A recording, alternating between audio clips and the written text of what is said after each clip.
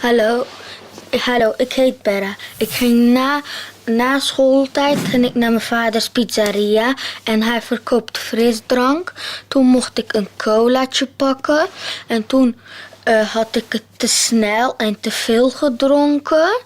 En toen moest ik opeens een hele grote boer laten en de hele winkel zat vol met mensen en ze moesten allemaal erom lachen.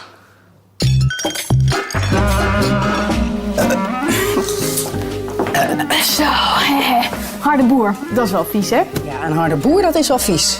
Maar wat is een boer eigenlijk?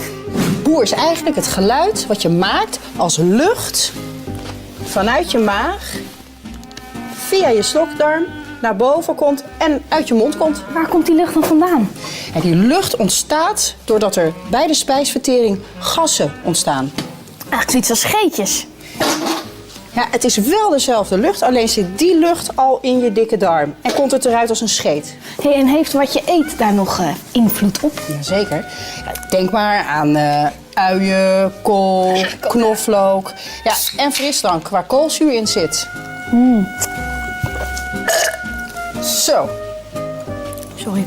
Hey, en ik ken mensen die kunnen dat dus ook zonder iets te eten of te drinken. Hoe kan dat dan? Dat komt weer omdat ze dan lucht inslikken. En dat noem je ook wel aerofagie. Eigenlijk is het dus gewoon heel chic, aerofagie. Ja, nou, hier in Nederland natuurlijk niet. Maar in China, als je na het eten een boer laat, dan laat je aan de kok zien dat het lekker was.